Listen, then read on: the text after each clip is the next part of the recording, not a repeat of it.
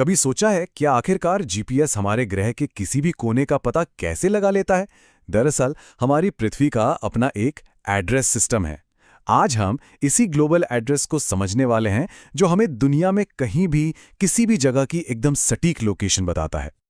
जरा सोचकर देखिए, अगर कोई समुद्र के बीचों बीच हो, दूर दूर तक सिर्फ पानी ही पानी, ना कोई सड़क ना कोई लैंडमार्क, तो वो अपनी लोकेशन कैसे बताएगा? ये सुनने में तो काफी मुश्किल लगता है ना? पर इसका एक बहुत ही शानदार जवाब है और आज हम उसे ही खोजने वाले हैं। तो आज हम क्या क्या देखने वाले हैं? सबसे पहले पृथ्वी का मॉडल समझेंगे, फिर जानेंगे अक्षांश और देशांतर रेखाओं के बारे में, फिर देखेंगे कि ये मिलकर एक ग्लोबल ग्रिड कैसे बनाती हैं, और आखिर में समझेंगे कि देशांतर और समय का आपस में क्या कनेक्शन है। तो चलिए शुरू करते हैं। तो ठीक है, इस ग्लोबल एड्रेस सिस्टम को बनाने के लिए सबसे पहले उस जगह का नक्शा समझना जरूरी है। तो चलिए शुरुआत करते हैं हमारी पृथ्वी के मॉडल यानी ग्लोब से। तो सबसे पहली और मजेदार बात तो ये है कि हमारी पृथ्वी एकदम गोल नहीं है जैसा हम सब सोचते आए हैं। असल में ये ध्रुवों पर यानी ऊपर और नीचे से थोड़ी चपटी है और बीच में से थोड़ी बाहर की ओर उभरी हुई है, बिल्कुल एक संतरे की तरह। अब कल्पना कीजिए कि एक अदृश्य लाइन इस ग्लोब के आर पार जा रही है और वो भी थोड़ी झुकी हुई। बस इसी काल्पनिक लाइन को हम पृथ्वी का अक्ष या एक्सिस कहते हैं। हमारी पृथ्वी इसी अक्ष पर एक लट्टू की तरह पश्चिम से पूर्व की ओर घूमती रहती है और इसी घुमाव से दिन और रात होते हैं। ठीक है, तो पृथ्वी का बेसिक मॉडल तो समझ में आ गया। अब बारी है हमारे ग्लोबल एड्रेस के पहले हिस्से की, अक्षांश रेखाएं। ये हमें बताएंगी कि कोई भी जगह उत्तर में है या दक्षिण में। इस पूरे सिस्टम का सबसे जरूरी रेफरेंस पॉइंट है विषुवत वृत्त, जिसे हम इक्वेटर भी कहते हैं। ये एक काल्पनिक रेखा है जो पृथ्वी को ठीक बीच से दो बराबर हिस्सों में बांट देती है। यहीं से सारी गिनती शुरू होती है और इसे हम कहते हैं 0 डिग्री अक्षांश। तो इक्वेटर के ऊपर का जो आधा हिस्सा है वो कहलाता है उत्तरी गोलार्ध और नीचे का आधा हिस्सा है दक्षिणी गोलार्ध। तो अब हमारे पास किसी भी जगह की पहली जानकारी आ गई है कि वो जगह उत्तर में है या दक्षिण में। अब इक्वेटर के समानांतर यानी पैरेलल उत्तर और दक्षिण दोनों तरफ कई और काल्पनिक गोले खींचे जाते हैं। यही कहलाती हैं अक्षांश रेखाएं। इन्हें डिग्री में मापा जाता है। इक्वेटर तो है 0 डिग्री और जैसे जैसे हम ध्रुवों की तरफ बढ़ते हैं ये गिनती बढ़कर 90 डिग्री तक पहुंच जाती है। लेकिन इक्वेटर और ध्रुवों के अलावा 4 और बहुत ही खास अक्षांश रेखाएं हैं। उत्तरी गोलार्ध में कर्क रेखा और आर्कटिक वृत्त, और दक्षिणी गोलार्ध में मकर रेखा और अंटार्कटिक वृत्त। और ये सिर्फ लाइनें नहीं हैं, बल्कि यही रेखाएं तय करती हैं कि पृथ्वी पर कहां कितनी गर्मी या सर्दी होगी।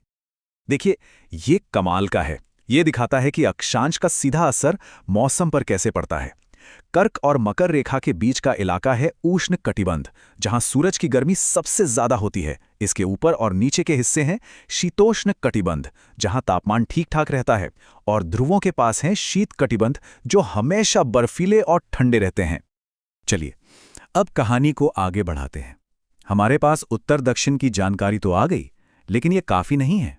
हमें ये भी तो जानना होगा कि कोई जगह पूर्व में है या पश्चिम में, और यहीं पर एंट्री होती है देशांतर रेखाओं की। एक पल के लिए सोचिए, क्या सिर्फ ये बता देना कि कोई जगह 20 डिग्री दक्षिण अक्षांश पर है उसे ढूंढने के लिए काफी है? जवाब है बिल्कुल नहीं। क्यों काफी नहीं है? चलिए एक बेहतरीन उदाहरण देखते हैं। प्रशांत महासागर में टोंगा द्वीप और हिंद महासागर में मॉरिशस द्वीप दोनों एक ही अक्षांश रेखा यानी 20 डिग्री दक्षिण पर हैं, लेकिन उनके बीच हजारों किलोमीटर का फासला है। इससे साफ है कि हमें एक और माप की सख्त जरूरत है। तो ये जो दूसरी जानकारी हमें चाहिए वो मिलती है देशांतर रेखाओं से, जिन्हें मेरिडियंस भी कहते हैं। अब ये अक्षांश रेखाओं से अलग होती हैं। ये पूरे गोले नहीं बल्कि आधे गोले होते हैं। ये सभी रेखाएं उत्तरी ध्रुव से शुरू होती हैं और दक्षिणी ध्रुव पर आकर मिल जाती हैं। अब जैसे अक्षांश के लिए हमारे पास 0 डिग्री पर इक्वेटर था, वैसे ही देशांतर के लिए भी एक शुरुआती बिंदु चाहिए था। इसके लिए लंदन के पास ग्रीनविच नाम की जगह को चुना गया, क्योंकि उस समय यह खगोल विज्ञान का एक बड़ा केंद्र हुआ करता था।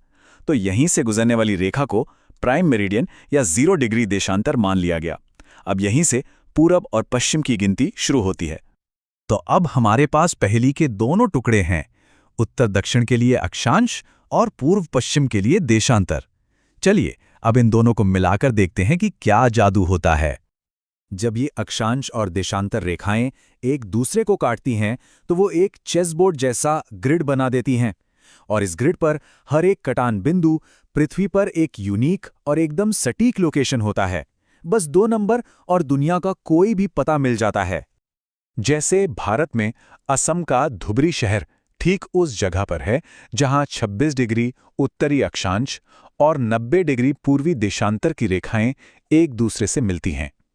यही है धुबरी का सटीक ग्लोबल एड्रेस। लेकिन रुकिए, देशांतर की कहानी यही खत्म नहीं होती। लोकेशन बताने के अलावा इसका एक और बहुत बड़ा काम है, और वो है पूरी दुनिया का समय तय करना। हम सब जानते हैं कि एक पूरा गोला होता है 360 डिग्री का, और हमारी पृथ्वी भी अपना एक पूरा चक्कर लगाने में 360 डिग्री ही घूमती है। और पृथ्वी को ये 360 डिग्री घूमने में कितना वक्त लगता है? करीब 24 घंटे।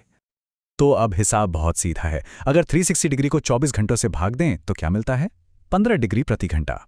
इसका मतलब ये हुआ कि पृथ्वी 1 घंटे में 15 डिग्री देशांतर घूम जाती है। यही वो कनेक्शन है जो देशांतर को समय से जोड़ता है। इसका मतलब क्या है? क्योंकि पृथ्वी पश्चिम से पूर्व की ओर घूमती है, सूरज की रोशनी पहले पूर्व के देशों पर पड़ती है। इसीलिए ग्रीनविच से पूर्व के सभी स्थानों का समय उससे आगे होता है और पश्चिम के सभी स्थानों का समय पीछे होता है।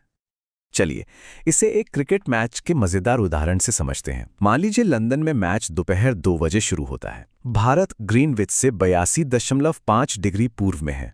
अब अगर 15 डिग्री का मतलब 1 घंटा है, तो इसका मतलब हुआ कि भारत का समय लंदन से ठीक 5.5 घंटे आगे है। तो जब लंदन में 2 बजेंगे, उस वक्त भारत में शाम के 7:30 बज रहे होंगे। तो ये अक्षांश और देशांतर सिर्फ नक्शे पर खींची हुई लकीरें नहीं हैं। ये वो सिस्टम है जो हमारे जीपीएस, हमारी फ्लाइट्स और यहाँ तक कि हमारी घड़ियों को भी चलाता है। लेकिन एक सवाल सोचने वाला है, जैसे जैसे हमारी दुनिया इंटरनेट से और ज़्यादा जुड़ रही है, क्या हमें कभी ग्लोबल टाइम को देखने के किसी नए तरीके की ज़रूरत पड़ेगी? इस पर ज़रूर सोचिएगा।